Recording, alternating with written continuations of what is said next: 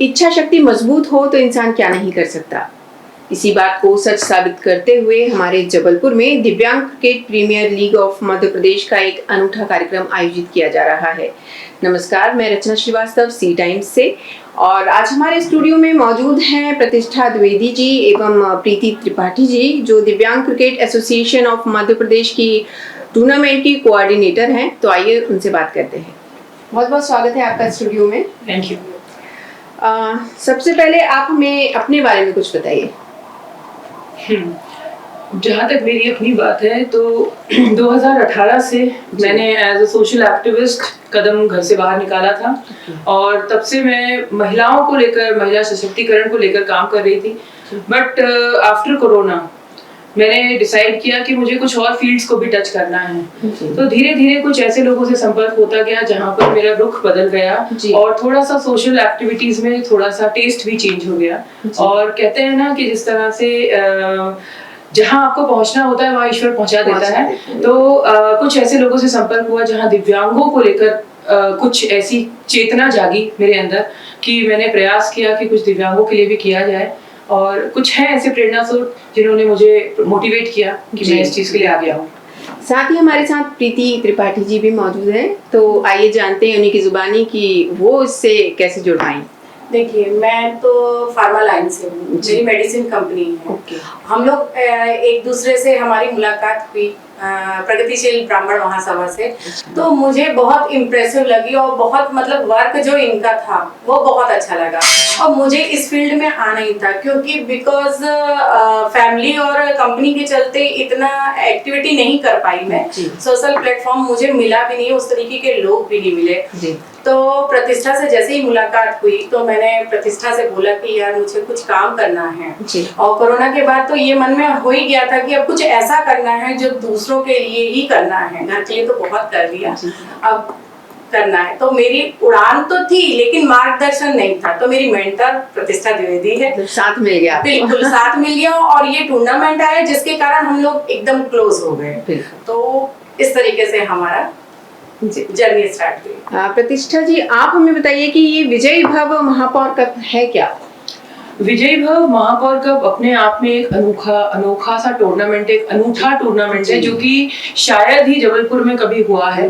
और जिस तरह से इसे प्रीमियर लीग के रूप में हमने डिजाइन किया है, एक्चुअली दिव्यांगों के टूर्नामेंट्स मध्य प्रदेश में बहुत जगह आयोजित हुए हैं, जिसको हम T20 भी कहते आए हैं, बहुत से नामों के साथ हमने उन्हें संबोधित किया। लेकिन ये जो प्रीमियर लीग हम जबलपुर में करवा रहे हैं, ये अपने आप में पहली बार मध्य प्रदेश में होने वाली है।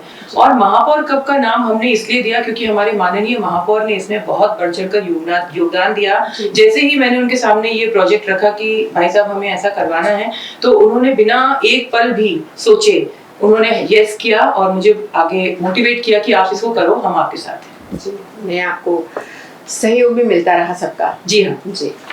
आपका जो ये टूर्नामेंट है, इसकी रूपरेखा क्या है? मतलब कितने चरणों में ये होने वाला है? जी, हमारा जो टूर्नामेंट है ये 10 तारीख को रानीताल स्टेडियम में इसकी ओपनिंग है, और ओपनिंग के बाद हर दिन 3-4 दिन का हमारा जो ये शेड्यूल्ड मैचेस हैं, 4 दिन के मैचेस हैं, जिसमें हम 2 मैचेस डेली करेंगे, और फाइनल डे पर एक मैच है जो कि 13 तारीख को क्लोजिंग होगी।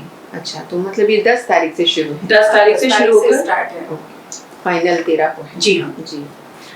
दूसरा, जैसा कि नाम से ही पता चल रहा है कि दिव्यांग जनों के द्वारा ये मैच खेले जा रहे हैं, तो कैसे आपने इन्हें मोटिवेट किया या इन्हें इकट्ठा कैसे किया? मोटिवेट तो मैं नहीं कहूंगी कि मैंने किया, लेकिन ये दिव्यांगजन जो हमारे पास खेलने आ रहे हैं, ये स्टेट लेवल ही नहीं, ये नेशनल लेवल भी खेलते हैं, और इनमें से कुछ प्लेयर्स हैं जो इंटरनेशनली भी खेलकर हमारे पास आ रहे हैं। पिछले महीने ही इन दिव्यांगजनों ने इंडिया श्रीलंका खेला है, और हमारे टूर्नामेंट यहाँ जबलपुर के टूर्नामेंट के बाद इनका टूर्नामेंट आगरा में होने वाला है, जो कि इंडिया बांग्लादेश है। तो मैंने तो इन्हें इकट्ठा नहीं किया, but yes I would definitely से कि कुछ भाग्य ऐसा था कि हमारे एक इंडियन दिव्यांग क्रिकेट एसोसिएशन के एक प्लेयर हैं ब्रजेश द्विवेदी जी, जो मेरे छोटे भाई जैसे हैं, उन्होंने मुझे संपर्क किया कि ऐसा कुछ कराना है हमें आयोजन। तो मैंने प्रयास किया कि यहाँ जबलपुर में इसे किया जाए। बिल्कुल। आपके इनविटेशन में हमने देखा स्पिरिचुअल प्रेजेंस, इससे क्या मतलब है? हमेशा कहते हैं ना कि जब हम कोई शुभ काम करने जा रहे हैं उसके लिए हमें ईश्वर की वहां पर स्थापना करनी चाहिए, या तो ईश्वर को हमें याद करना चाहिए। लेकिन क्योंकि हम ईश्वर को कहाँ से लेके आते, तो हमने अपने गुरु को चुना और हमारे गुरु ने हमारा मार्गदर्शन किया। परम पूज्य स्वामी राघव देवाचार्य जी का पूरा हमारे ऊपर आशीर्वाद है और इस आयोजन को करने में उनका बहुत बड़ा योगदान है। अच्छा, तो आपको ये मोटिवेशन मिली कहाँ से कि अब मुझे ऐसा कुछ करना है? दिव्यांगों का टूर्नामेंट कराने की मोटिवेशन तो मुझे ब्रिजेश द्विवेदी जी के द्वारा मिली और उनके साथ में आरंभ समिति है हमारी जो हमेशा टूर्नामेंट्स मध्य प्रदेश में कराती रहती है दिव्यांगों के, उनके द्वारा मुझे मार्गदर्शन मिला। और कहते हैं कि माता पिता से ज्यादा मोटिवेटर कोई नहीं करता और ना ही कोई मार्गदर्शन करता है। तो बचपन से ही मेरे मदर फादर ने मुझे बहुत मोटिवेट किया कि बेटा सोशल सर्विस करनी चाहिए।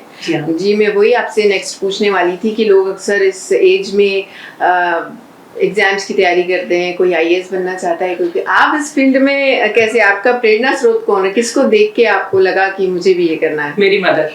मतलब वो काफी, मेरी मदर बहुत ज्यादा नहीं, वो है तो हाउसवाइफ बट उनके अंदर शुरू से सेवा भाव था लोगों को लेकर कि चाहे लोग हों चाहे जानवर हों, हर किसी के लिए वो तत्पर रहती हैं सेवा करने के लिए। तो मैंने उनको देखकर सीखा और बस करती जा रही हूँ। हाँ, प्रीति जी आप बताइए, आपको कहाँ से मोटिवेशन मिली? देखिए मैं फादर अभी लास्ट ईयर ही एक्सपायर हुए हैं क्योंकि कोरोना में ही गए हैं। तो उसके बाद ही मेरे को ज्यादा लगा, उस टाइम पे मैंने जो टाइम निकाला है ना, वो 18 डेज फाइट करते रहे, 11 उनको अटैक्स आए। हम लोग 24 आवर्स, जब आदमी घर से नहीं निकल रहा था तो हम हॉस्पिटल में बैठे थे बिल्कुल ऐसे।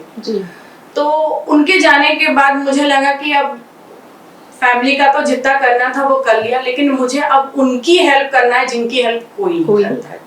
उस कोरोना में तो ये तो उस कोरोना ने मुझे बहुत कुछ सिखाया, क्योंकि मेरे पापा जी जो थे, मेरे फादर थे, वो ग्रेड 1 पोस्ट पे थे और वो बहुत हेल्पिंग नेचर के थे और बहुत स्ट्रॉन्ग मैन थे। मतलब वो उस समय भी मुझे जीना है और उनको हमेशा ये रहता था, मेरे से एक्सपेक्टेशन बहुत ज्यादा थी कि बेटा तुमको कुछ करना है, कुछ अलग हटके करना है जिसमें तुम्हारा नाम हो जी।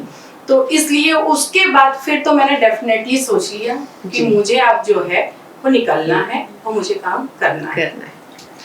क्या आगे भी आपने ऐसा कोई आयोजन करने का कोई सोचा है? बिल्कुल, डेफिनेटली साथ में ही करेंगे, ये है ना।